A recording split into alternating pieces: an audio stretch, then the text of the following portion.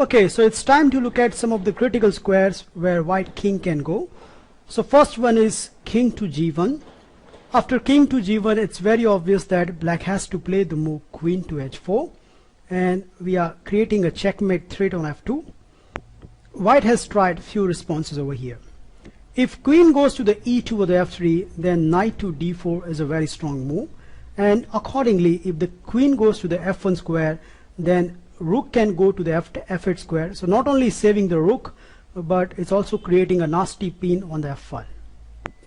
Considering all this, the best move over here is the move g3, and it is very obvious that whenever the g3 occurs in these lines, we are always going to sacrifice our second piece with the move knight captures g3. There are two black pieces are hanging, and let's see what will happen if white take either of them. So the first move I want to consider is h captures g3. After this, black queen will simply take this pawn with a check. Here king goes to the f1 square, and now comes a very strong move, that is rook to f8. So not only saving the rook, but black is planning to play the move d5 and then bishop to h3 check, which can be turns out very, very nasty. To give you an example, one of my opponent at this position played the move d4, and I responded as per our plan, the d5, so hitting the bishop. White has no option to capture this, and now comes bishop to h3 check.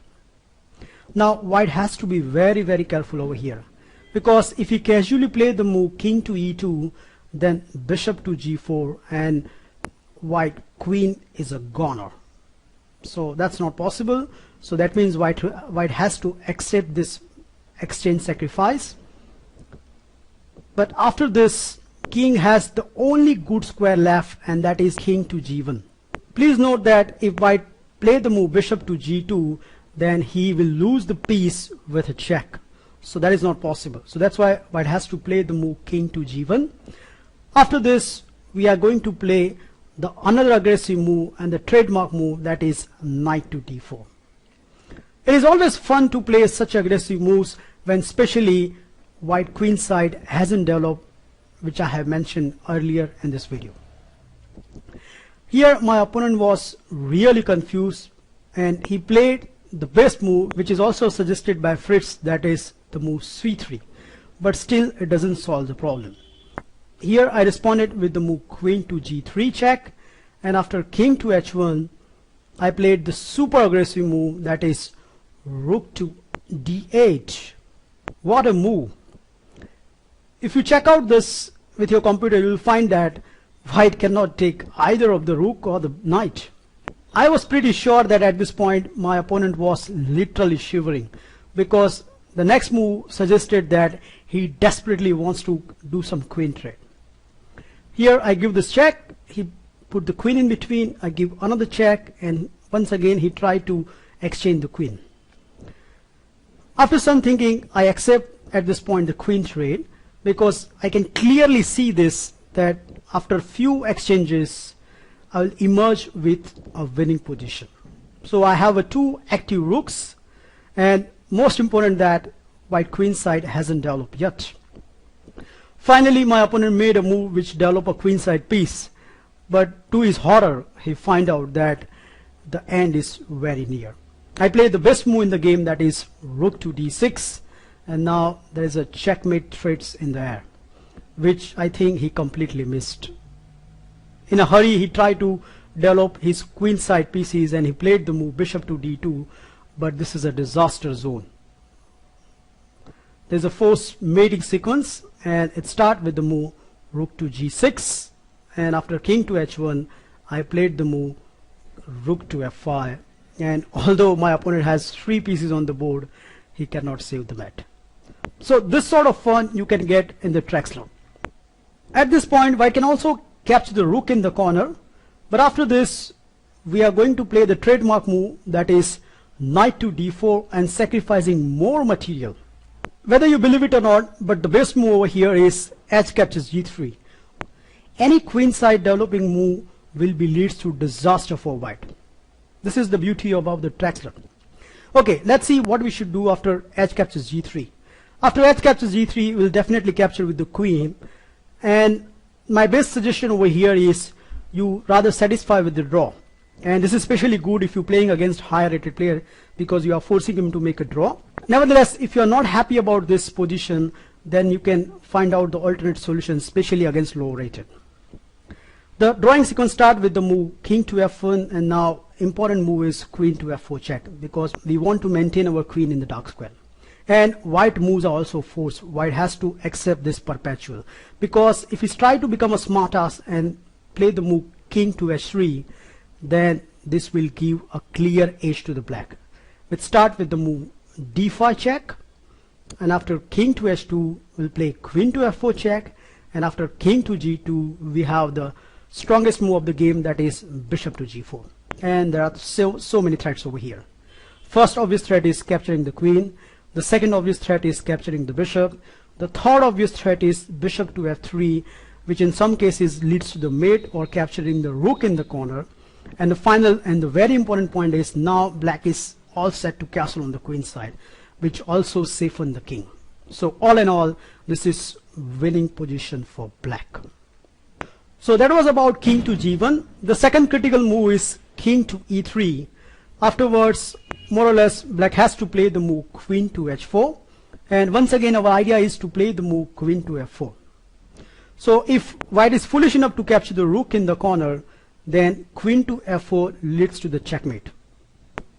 Second move, that is rook to f1, then not only black can save the rook, but our familiar plan comes into the picture, that is d5 and quick bishop g4. So that is not good either for the white. The best move over here is the move g3, but after the move g3, it is very obvious that whenever this move appears on the board, we are always going to sacrifice our second piece with the move knight captures g3. Once again, two of the black pieces are hanging. Let's see the consequences. If white captures the rook in the corner, then there comes the mate in 2. We'll start with the move queen to f4 check, and after king to d3 we have queen to d4 checkmate. And instead of this, if white captures the knight, with setting up a trap that if black foolishly capture the g3, then queen to f3 and white is winning. But we are not going to fall for this. Instead of that, we are going to play the move queen to d4 check, and white needs to be careful. If white foolishly play the move king to e2, then the familiar trick will happen, that is queen captures bishop with a check, and not only will pick up the knight in the next move, but will emerge with a winning position. So that's why king to f3 is forced. And now we are going to play our trademark move, that is the move d5. So it creates some nasty threats. The most potent is now we are threatening bishop to g4 and capturing the queen of the white. So white has the only good defense left, that is rook to h4, so hitting the queen.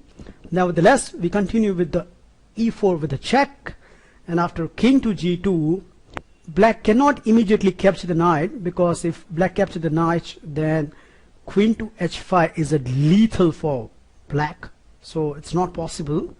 But instead of this, we have a very strong move, and I give you a few minutes. Can you find this amazing move? Okay, so I hope you find this move, that is castle. It's a very effective move. Right now white's bishop is hanging and black has created pin on the f file so that knight cannot move. I reached this position 2 times in my game, and in the first game my opponent responded with the move bishop to b3, so he just saved his bishop. Well, here I capture the knight, and now black has 2 pawns for a piece, but look at the pathetic development of the queen side. On top of everything, black is threatening to checkmate white on the f2, so white needs to defend that threat. My opponent responded here with the move queen to e2, and I responded very energetically. So before he developed his queen side piece, I continue with my initiative, and that start with the move g5. My opponent responded with the move rook to h5, and now I played a very sneaky move, that is king to h8. Now if white has captured this pawn, that is, let's say rook captures g5, then the following line is very, very effective. Black can continue with the move queen to f6, attacking the rook, and after the move d3, which is protecting that rook, white can unleash this knight with the move knight to d4. And now simply that queen is overloaded piece.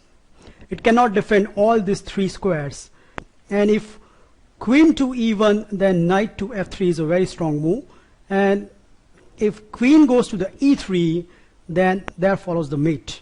Let's start with the move queen to f1 check, king to h2, queens to h3 check, king to g1, and now rook f1 checkmate. That's why white needs to be very, very careful at this position. In the game, my opponent responded with the move knight to c3, but this doesn't turn out good either. There's a wonderful deflecting move over here which can finish white off. Can you find it? Yup, it's bishop to g4, winning stamp. The first reason is white queen cannot capture the bishop because that will lead to the mate after queen f2, and the best move over here is queen to e3, but after that the very simple is queen to f6, threatening this checkmate sequence starting with the move queen to f1, and not to mention there's a rook is also hanging over here. My opponent responded with the move rook to h1, but after bishop to f3 check, king to g1, and bishop captures h1. Unfortunately, my opponent cannot recapture that bishop because queen f1 is coming into the picture. The last move played was queen to e2. Afterwards, the final blow happens with the move knight to d4. It's funny enough that this knight is attacking the queen. Although queen has the many squares to go, queen cannot move. My opponent resigned over here. So that was about bishop to b3. If your opponent is very aggressive by nature, he might try this move, that is queen to h5. This is a course against a very high rated player, and here I simply snap off this knight. Now here bishop captures d5 doesn't make any sense because black is already a piece down and black is quite happy to take a draw after queen to f2. So there is a forced repetition, and see the importance of that bishop. It's covering that vital h3 square. So that's why bishop captures d5 is not possible. So only critical try is done by white is queen captures h7 check, but after this black king will start running away. So here I responded with the move king to f8, and after queen to h8 check, I played one of the most wonderful move in the game, that is king to e7, and it creates so many threats. I can't remember a single game where black played the move king to e7 and creating this many threats. Let me highlight them. First of all, there is a queen check happening at the f2 square, which leads to the checkmate. The second is this bishop is hanging, and third, which is also a very important threat, is black is threatening to play bishop to h3 and nabbing the white queen. White has the forced response left, and in fact the only reply, that is rook to f4. But after this we can simply capture this rook, and after white recapture we can simply capture this piece. And although black is the only pawn up in this situation, look at the pathetic queen side which hasn't developed yet. And if you check out with your computer, this is a winning position for black. So I hope with this analysis you can feel now very confident after king captures f2, and I hope to see your game with quick checkmating the white king. It's time to move on to look at what will happen if white plays other moves.